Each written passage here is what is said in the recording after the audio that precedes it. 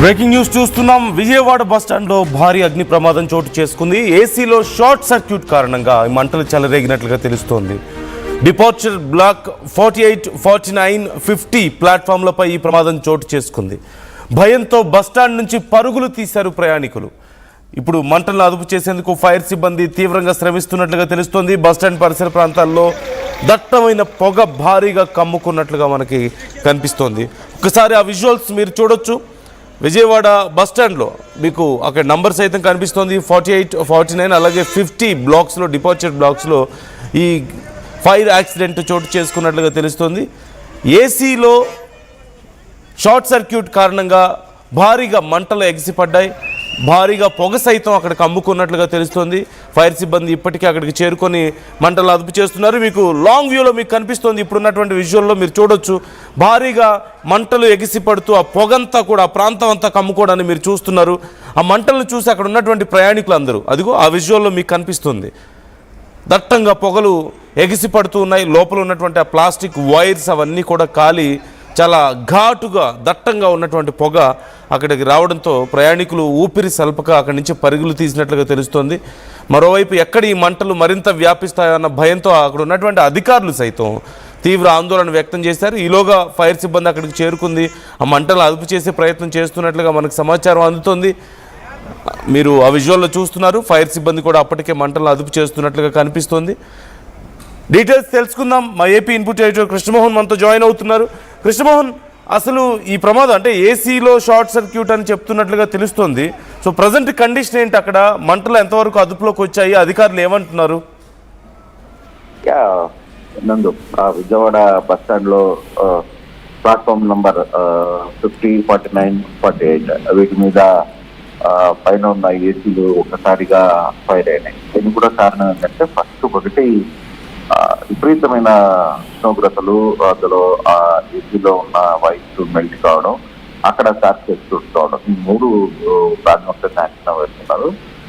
AC tankers మీద అంటే AC outdoors మీద పెట్టాల్సిన కొంత కూలింగ్ పెట్టే ప్రయత్నం లేకపోవడం, అందులో ఈ హెవీ స్థాయిలో జరిగే కంటైనర్స్ లాగా అవడం వల్ల ఈ ప్రమాదం అయితే జరిగింది. కాసేపు కొంత మంటలు వచ్చినాయి. అప్పటికే పూర్తి స్థాయిలో మంటలు అందుకునే లోపల అక్కడికి ఫైర్ ఇంజన్లు రావడం, పూర్తిగా వాటిని అదుపులో తీసుకురావడంతో సాధారణ స్థితికి అయితే వచ్చింది. అప్పటికే ఆర్టీసీ దగ్గర సిబ్బంది కూడా కొంత అప్రమత్తం రావడంతో ఈ 48, 49, 50 ప్లాట్ఫామ్ మీద ఉన్న కొన్ని ఏసీ కూడా అదుపులోకి వచ్చాయి. కాకపోతే ఎవరికి ఎటువంటి నష్టం జరగలేదు. కొంత పానిక్ అయితే అయ్యారు అక్కడ ప్రయాణికులు. దిగడం, బస్సులు ఎక్కడం, వెళ్ళడం ఇవన్నీ ఉంటాయి కాబట్టి వాళ్ళందరూ హడావిడిగా అక్కడ నుంచి ఏం జరుగుతుందనే ఆందోళనలో కొంత బయటికి పరుగులు తీసిన పరిస్థితి. తర్వాత ఒక 10 నిమిషాలకే దాన్ని పూర్తిగా కంట్రోల్లోకి తీసుకుని వచ్చారు. తర్వాత సర్వసాధారణమైంది. కాకపోతే ప్రాథమిక విచారణ కూడా చేస్తున్నారు. దీనివల్ల ఈ ఇష్యూ జరిగింది ఏంటి అనే దాని మీద కొంత టెక్నికల్ ఎర్రర్స్ ఉన్నాయా, లేకపోతే ఏసీలో ఇంత పెద్ద ఫైర్స్ రావడానికి కూడా కారణం ఏంటి, షార్ట్ సర్క్యూట్ ఒకటి అని.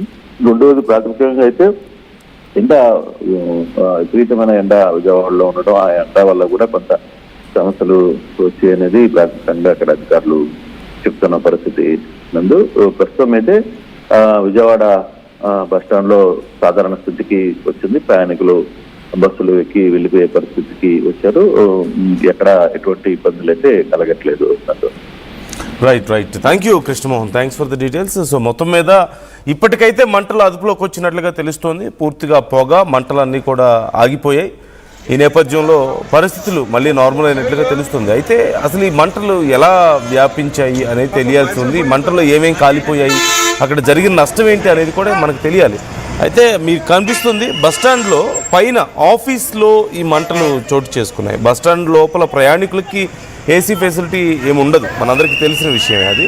సో ఆ పైన ఉన్నటువంటి ఆఫీస్ రూమ్స్లో, అధికారులు ఉండేటువంటి రూమ్స్లో ఏసీ ఉంటుంది కాబట్టి ఆ రూమ్స్లో ఈ మంటలు వ్యాపించాయి. బయట ఉన్నటువంటి ఆ ఏసీలకి వ్యాపించి లోపలికి కూడా మంటలు విస్తరించినట్లుగా కనపడుతుంది. ఈ నేపథ్యంలో అధికారులు కానీ ప్రయాణికులు కొంతసేపు ప్యానిక్ అయినప్పటికీ ఫైర్ సిబ్బంది వచ్చి వెంటనే మంటలను అదుపు చేయడంతో పరిస్థితి కంట్రోల్లోకి వచ్చినట్లుగా కనిపిస్తోంది. సో అయితే అసలు ఈ మంటలు ఎలా వ్యాపించాయనే దానికి సంబంధించి ప్రాథమికంగా షార్ట్ సర్క్యూట్ కారణం అంటూ నిర్ధారించుకున్నట్లుగా తెలుస్తోంది ఈ ఏసీ వ్యవస్థలో.